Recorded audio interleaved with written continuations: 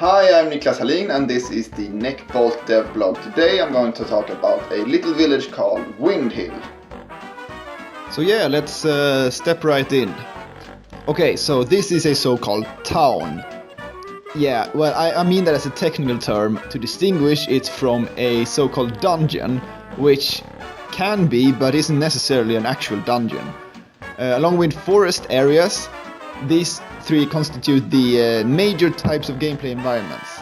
Dungeons and forest areas are characterized by being a sort of a long string of puzzle challenges, with the dungeons further categorized as having a unique narrative and visual theme, and also ending with a boss fight. Towns, on the other hand, are relatively free from puzzle challenges and dangers and are instead populated by NPCs. Windhill is the first town you visit, right in the beginning of the game. It's a town mainly inhabited by humans, and it is part of the human kingdom, the capital of which you will also visit later in the game. So let's take a little walk and see who lives here. Let's walk up here. Here we have, for instance, a little robot. This is a Makani, which is a robot people who live in this world. And related to this robot we also have in here another one, bigger. This guy is in charge of giving you health upgrades. Then we can walk up here. This is as I said, this is a town, so it's important for me that you have several ways to walk around. So you can also, for instance, you can go stand on this platform and go down here, and now you're back here. I want to have multiple pathways through the town, because in a puzzle challenge you generally just have an entrance and an exit. But let's go to the second floor again to see what we have. Here we have a human character, the face largely hidden by the hat. As you can see, he actually turns his head to look at me, and that is a feature I am ridiculously proud of. Only humans can do this, because it requires them to have a humanoid skeleton, which most robots will not have. Let's talk to him. That was the wrong button. Let's talk to him. There you go. And I have a dialogue system, which I am also very proud of. The text is stored in text files, and you can add them to a character, and they will go through the text line by line like this and show it in the dialog box. And there are actually 3 different ways to handle dialogues, and I call them random, which just picks a subject randomly, and then sequential, which goes through. First you take your first text subject, and then you take your second one and your third one, and when you get to your end you go back to 0.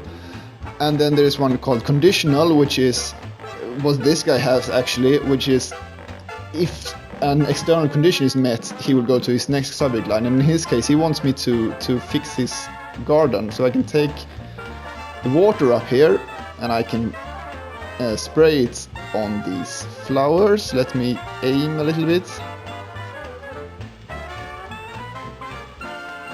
That's most of them.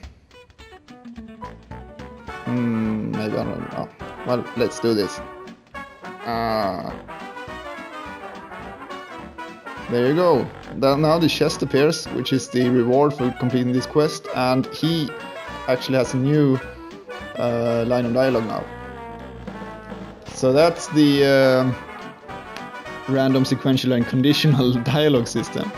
And let's go down here. I have one more character I want you to meet in this little house. And this is the Undertaker. He works in the cemetery.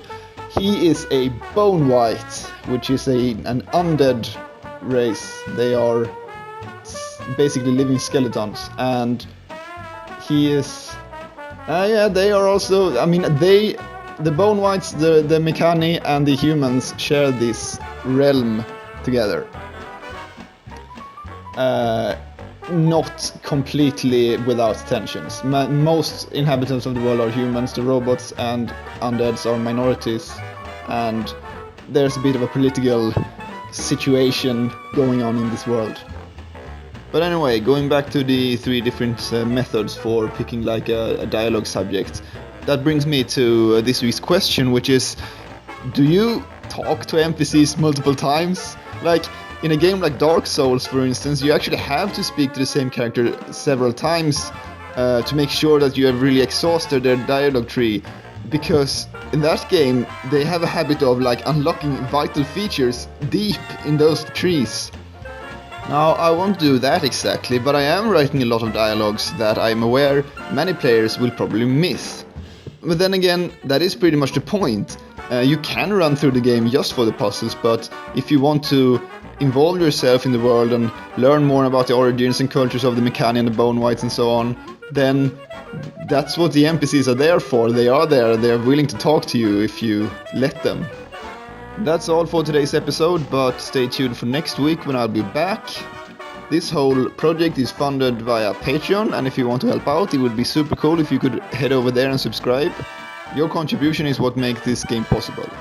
You can also subscribe on YouTube, and you can follow me on Twitter for quicker updates. Thank you, and I'll see you next time.